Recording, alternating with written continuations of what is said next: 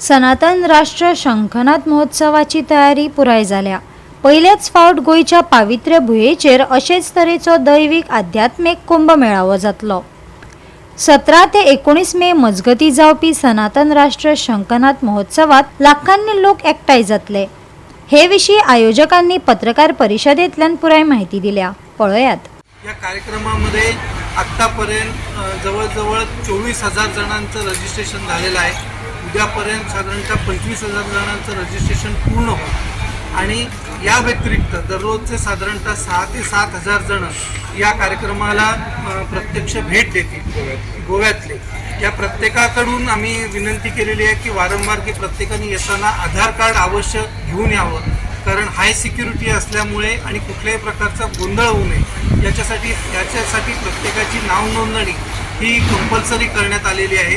नाव नोंदणी करूनच आतमध्ये प्रत्येक व्यक्तीला प्रवेश देण्यात येईल। या पूर्ण कार्यक्रमाचा आवाका इतक्या प्रचंड मोठ्या प्रमाणामध्ये आहे की या कार्यक्रमाला जवळजवळ 4,500 फोर व्हीलर्स येणार आहेत। जवळजवळ 500 बसेस या पूर्ण महाराष्ट्र कर्नाटक या भागामधून येणार आहेत। आरोग्याची इथं योग्य अशी काळजी घेतली जाईल याबद्दल निश्चिंत राहावं आणि जास्तीत जास्त लोकांनी इथं सहभागी व्हावं अशी मी सर्वांना विनंती करतो। 16 तारखेला 3 वाजता इथून जे रामनाथी आश्रम आहे तिथून एक मोठी यात्रा रॅली सुरू होणार आहे आणि ती संपूर्ण आपल्या फोंड्या शहरात फिरून या सभास्थळावर येणार आहे आणि त्यानंतर या नगरीचं उद्घाटन होणार आहे। या सर्व माध्यमातून आणि गोव्यातून खास करून मी सांगू इच्छितो, सर्वांना आवाहन करतो की अशी संधी जशी आपल्याला महाकुंभाची संधी मिळाली ती आयुष्यात कधी मिळणार नाही, तशी ही संधी आहे।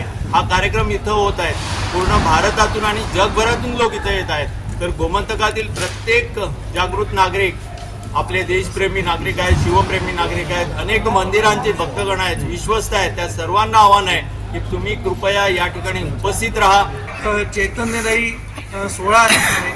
या पूर्ण तिन्ही सभा मंडपांची जर कलर थीम बघितली तर मधला पूर्ण पट्टा हा पिवळ्या रंगामध्ये आहे आणि बाजूचा हे पांढऱ्या रंगामध्ये आहे। याच्यामध्ये पांढरा रंग हा शांतीचा रंग आहे आणि पिवळा रंग हा ज्ञानाचा रंग आहे। गोवा 365 खातीर कृष्णा नाईक, मनीषा जाधव आणि मुझेफ शेख।